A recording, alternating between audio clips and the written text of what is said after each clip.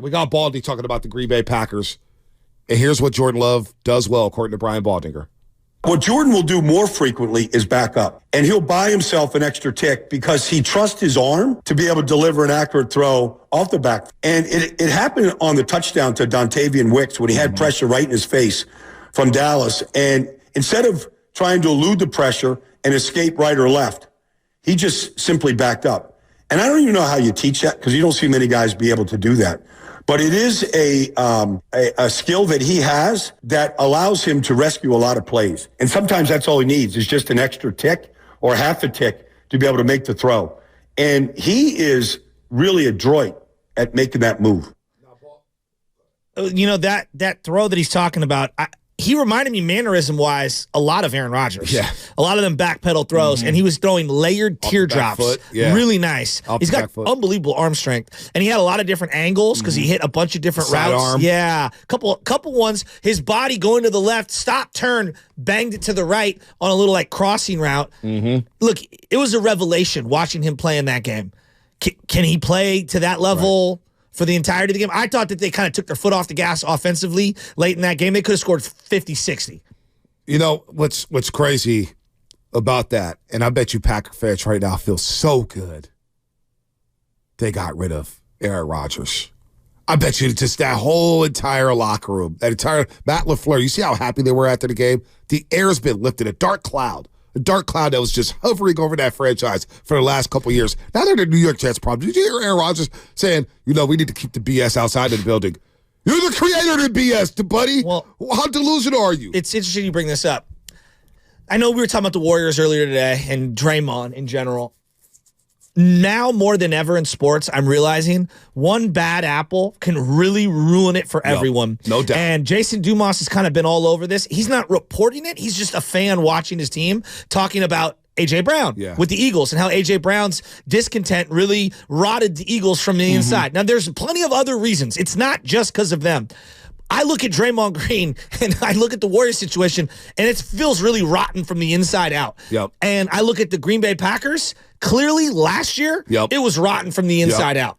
Now, there are deeper issues than just Rodgers, but it just doesn't help, man. It does not help at all. And I do feel like in sports now more than ever, if there's one guy that's really a malcontent, move off him. You need good character guys. Yeah. And the 49ers have built a great locker room full of good characters where they're all one heartbeat. They're all on one wavelength, right? They all have one mission. You can't have bad apples. Who was the last guy that they had that was a bad apple? The Niners. I can't even. It just had a lot of individual agendas, it felt like, towards the end of the Harbaugh years. And, remember Alex Boone held out. Yeah. He just had a lot of things. Ugly. We got a lot. He had a lot of things. Crabtree was moping around. There's a lot of things going on. Cabernet, everything. I was going to go to that DB that committed 1,000 penalties. Who said, Rashard Robinson? Yes. Number 33. Yeah. Or was it Tremaine Brock? No, it was Robinson. Rashard Robinson. The one who was like, I'm about to be all pro this year. And he committed thousands. Wasn't he gone by midseason? Yes, they traded him midseason. Like, that's the last guy I can remember being a quote-unquote Packers fan. Looking at the Packers and the difference in the year. Last year, the Packers had a win or go home game against the Detroit Lions on Sunday Night Football. They lost that football game. Yeah. They looked uninspired. They didn't look like they were ready to play. They looked like they were done with Aaron Rodgers. This year, the same opportunity arose for them. Win or go home against the Chicago Bears, a rival. And a lot of people were taking the Bears. Yeah. Bears were playing good football. They were hot. They survived that game. Yeah, it was 17-9. It was ugly. But you know what I always say about division games? They're just different. They're going to be a little ugly at times. They found a way to win that football game to give them confidence. And they go into Dallas. They took the opening drive. They went right down the football field. So you could get hot. It's like a March Madness team, right? You win that conference tournament. You've kind of just sidestepped your way through the regular season. You've been stuttering and going. You go into the conference tournament as a 4 seed. That's when you're like, oh, wow, we're conference champs. Take that momentum. You go into the March Madness, and maybe you make a run to the Elite Eight. Maybe the Packers feel like that right now. But it is, how are you playing right now? The thing that I want the Niners to do more than ever in this game is stop the run and make them one-dimensional. When he's allowed to do the play action, it feels like Jordan Love really is comfortable with his back to the defense. And Aaron Jones getting going. So I would say Dre Greenlaw and Fred Warner in particular, they've got to be on their game. Yeah, no, they do. They have to be on their game. They got to stuff the run. But you know what? The Niners do have better linebackers in Dallas. And Fred Warner, Drake Greenlaw, it's not going to be too many times where they're out of position in those gaps against the run. They have to do that well. Baldy also was talking about the Niners, what they have to be ready against Jordan Love. Like, this has got to be, I think, their best defensive effort of the season, this game, because this offense is very diverse. The quarterback is elite. He doesn't miss throws, and he doesn't make mistakes right now. They have to play exceedingly fast where they just refuse to be blocked. They just, in both pass protection and in the run game. You just have to, have a mindset that you're going to play so fast and see things so quickly that you're not going to be blocked. Dan Baldy brought up the front four. If Armstead and Hargrave and Bosa have to play 90% of the snaps, you play 90% of the snaps. If you don't come off the field, you don't come off the field. This is it. This is sudden death. Every single play in this game is critical, and every single play can turn the game because it's just that magnified right now. Bosa, Armstead, Hargrave, Chase Young / Randy Gregory. Because Cleve Farrell, I believe, is going to be out in this football game. He'll miss at least this one. Yeah, that's the assumption, and he was maybe the next one. And he was solid against the run. I know. No, he was good. So this front four, the most expensive defensive line in football, right? Outside of Philadelphia, I guess. It's on them to set that tone. So when you say make them one-dimensional, it starts up front. Yeah. Yeah, and I'm thinking about the weather over the week. It's supposed to rain a lot. Now Saturday and it's going to change 5 times between now and Saturday. Now there's no rain forecasted for Saturday, but I feel like the track will be very wet and muddy. It's not going to be candlestick in the 90s, but does that favor the Niners or does that favor Green Bay? We're a more physical football team, right, on paper? I think that could favor us. I don't. We've had some subpar games in the weather of the last couple of years, just as a team. Right. We've had some subpar games, and I think a lot of that is quarterback play. Right. Hasn't been great in the rain. Right. Whether it's Jimmy or Brock. Although Philly was pretty wet and cold. It was wet. And they look pretty damn good. Yeah, I think they're going to be fine in the rain. This is just... I can't wait for this game. I can't wait either. This is a all-time classic uniform combination game, too. I want... Your buddy Rocco's texting this. He needs that woo hit on Aaron Rodgers early in this football game. You know what? He makes a great point there. Whitner, Pierre Thomas, Warner, Najee Harris. Yeah. Bosa, Dalvin Cook in Minnesota. The divisional round game. He tapped out. I love Dalvin Cook. You know how I feel about the Cook brothers. I love James Cook in Buffalo. I love Dalvin. He's now a Baltimore Raven, which kind of makes me raise my eyebrows and say, man, what do they know that we don't know? But Bosa knocked Dalvin Cook out of that football game, and he tapped out. It made them one-dimensional. Yeah, he did. Rocco's on that. You do need a woo hit on Aaron Jones. Drake Greenlaw's got to hit the helmet. He's got to do one of these. Fred Warner, somebody's got to knock one of these guys on their ass early in this football game. The guy who I was so happy took Week 18 off more than anyone, more than even Armstead, it was Drake Greenlaw. He is a guy, when he is fully healthy and he's throwing his body around with reckless abandon, they're just a different defense. They are. And when he's a little banged up, they're just not the same. Yep. And it's not a disrespect to Dominic Flanagan-Fowles or any of the other guys that go in there. They're just not as good. You're right. You're right. What's that? Oren Burks? Is the Oren Burks, yeah. No, they need Greenlaw. Just not as good. Greenlaw is a tone setter. Absolutely. You have to knock Aaron Jones or Jordan Love. You got to shake them up a little bit. Just let them know it's not going to be that day. Yeah. This isn't Jerry's world. You're not playing Dan Quinn and the stars on a helmet. You're playing against Steve Wilkes, who's barking on the sidelines now, and you're playing against Fred Warner, this great defense. They've got to step up. They're the tone setters. Offensively, Purdy's going to do his thing. Purdy's going to be fine with all these weapons. I'm not, I don't go into a game thinking, boy, Purdy's going to throw these no throws. Now, we're taking it back against Baltimore. That's one game. He gets a pass because he's been dynamic all season. But, boy. Can their defensive line punk us the way Baltimore did? That's a big unknown. That is a big unknown. That's a huge unknown here. Here's what Baldy said about the Packers defense against McCaffrey in this offense.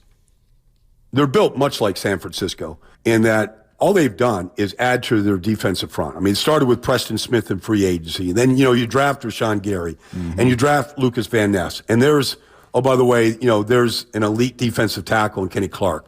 And and then you look at the linebacker in Quay Walker and Devontae White. I mean, they're all first-round picks. And so it's always been about their front. And whether they want to play a 3-man front, a 4-man front, a 5-man front, that's what you have to defeat. And, well, I agree that McCaffrey is the most valuable and most important piece to this offense. I don't think you just come out and say, well, let's get McCaffrey going. Right. I think you just got to – I think if you stay on the field and sustain offense, at the end of this, if it is executed properly, McCaffrey, you're going to look up and McCaffrey's going to have 20 carries. You know, it's interesting because I'm always like, run the ball more because I love McCaffrey and I think he's their best player. But on those opening drives, they usually do spread it around. Right. They do a really good job of like, oh, here's a Kittle play, here's a Debo play, here's an Ayuk play, here's a McCaffrey play. They have been, if you just go back and charted all of the first drives of games, you would see that they do like to spread it around. You know, it's the Bill Walsh school of thought, right? The Mike Holmgren school of thought. The passing game opens up the running game. It loosens up that defense. So early on, they may be stacking the box, saying, okay, Christian McCaffrey, he's going to run behind big Trent Williams and Kyle Juszczyk. Let's stuff the run.